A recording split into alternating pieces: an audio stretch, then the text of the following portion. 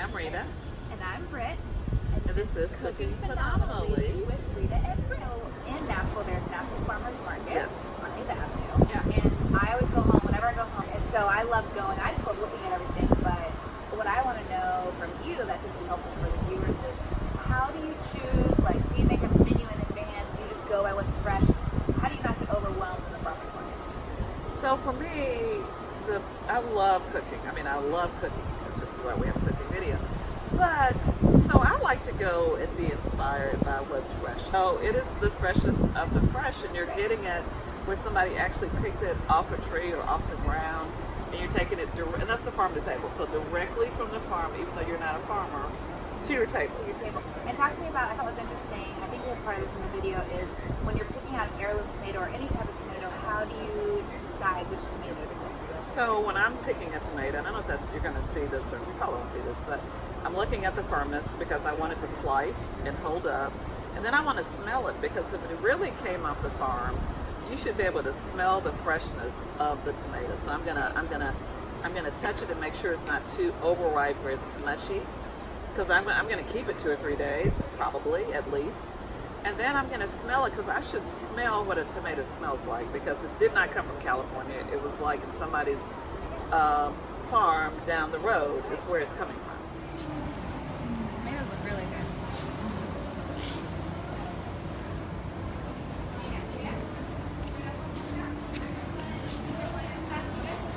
What are you looking for? Well, I'm looking for something that's not too ripe and not all this happening. Maybe where it's taking up the whole tomatoes, half of it's doing like this, so it doesn't have that. Okay. These look good too in this right, bucket. so let's do. It'd be great to make it. I don't know if I feel like doing it, but it'd be great to make tart? tomatoes. Yeah. Oh. I would love to make a tomato tart, and I never make it. It's a lot of cooking. We're not doing it all today.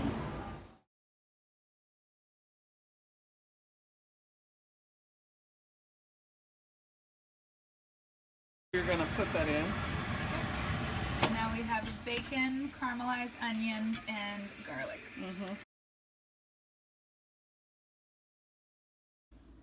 Okay. So now we have, this is the tomato tart. We dried these tomatoes this morning, and so you got the cheese mixture, first layer, third, and now those tomatoes, a third of, this is a bacon, cheese, mayonnaise, basil, fresh basil, took out the garden mixture. And we'll do this, top it again, and then the last topping are the fresh tomatoes that were not baked. And this is the first time we made this, so we'll see how it turns out. It's going to be delicious. Okay. How'd you put that little crust thing like that? They said smush it gently into filling. I believe this as gently as I can smush a tomato. And we're ready. Okay, so 3 layers of tomato, 3 layers of the bacon, cheese, mayonnaise, mustard, Onion, fresh garlic. basil mixture, smushed down gently with fresh dried tomatoes on top. And into the oven it goes. Bam!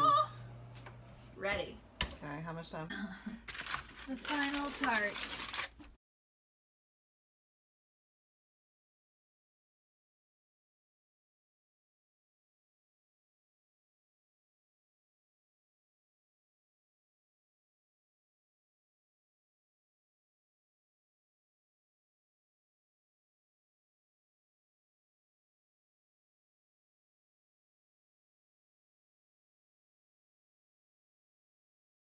So confidence in cooking is knowing I want more texture in a recipe than they have. I want something. Pasta, rice, something. As you said, I think it needs more salt now that we're doing rice, because rice is a whole thing, right? So then we're just going to do this thing. And then the rice was like, it's going to bake 25 minutes. So whatever this rice is, still got another 25 minutes to do its thing. So we're experimenting.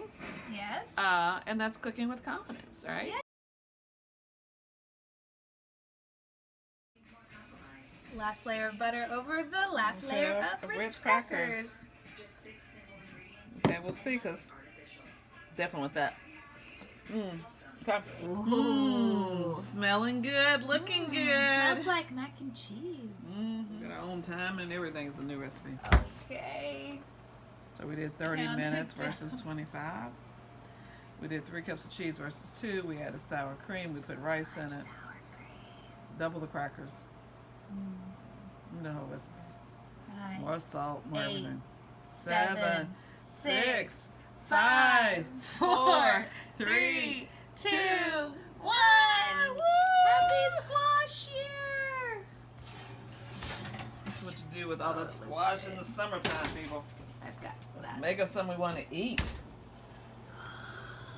Looks good. Smells good. Bubbles good. All right, let it cool and then eat it. So good. I didn't even miss the pasta. I was like, oh, this is a Thanksgiving. I said it's mac and cheese squash. That's what it is.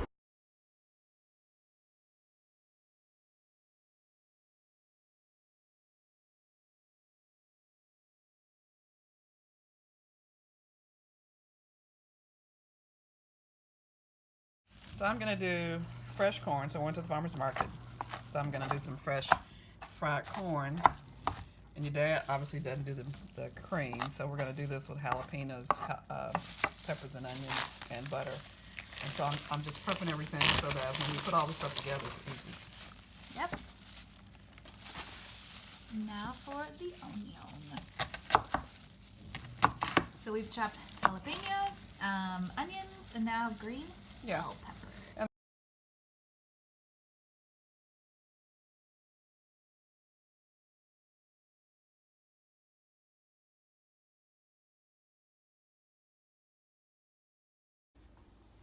There we have the butter. Nothing's better than butter. Yeah, so I threw in Smells some spinach. I normally do that, but I had a bunch of spinach with the greens. Yeah, because if you cook greens, you can put anything in there. You can do collards, you can do spinach, you can do kale, you can do collards. Turnips, turnip greens, and mustards. You can mix them. At the end of the day, they're just greens. What's happening with the corn here? So the corn has been sauteed in the hot pepper. The jalapenos were drew. Bell pepper, green bell pepper, onions, butter, salt, pepper, garlic, a little sugar to make it sweet. And then I put a little water in it after that I sauteed the stuff to boil it down and get it really tender. And now I'm at the last thing of seasoning, which I put some more butter in here, but I'm letting all the seasonings, the water boil down, all that happening.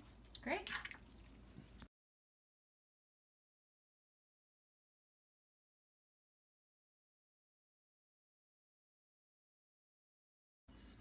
So here's a finished product. Fresh green beans, red potatoes from the market yesterday. So we sauteed did the bacon first, then did the onions, then did the green beans, did the potatoes, took them out, then did the green beans, put the potatoes in, cooked it all together, seasoned it, garlic is in there as well, and then topped it off with red wine vinegar. And here you have it. And delish, people. So delicious that we're eating it Right now. Cold. So good. And hopefully, again, this is to inspire you to want to cook and then to cook confidently with whatever you're doing. And to be confident, you pass by a farmer's market, don't be overwhelmed. Don't just go and get the empanada at the food truck and wait an hour for that.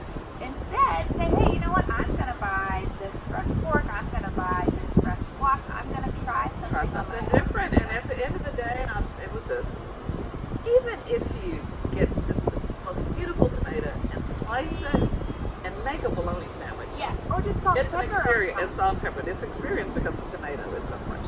Yeah. So enjoy. Enjoy. Until next time. Okay, so here is the whole harvest of the whole summer. Tomato number 2 on Britt's patio in Brooklyn. First, I'm gonna water and make it clean. Let's clean that bad boy. Then I'm cooking it. Okay.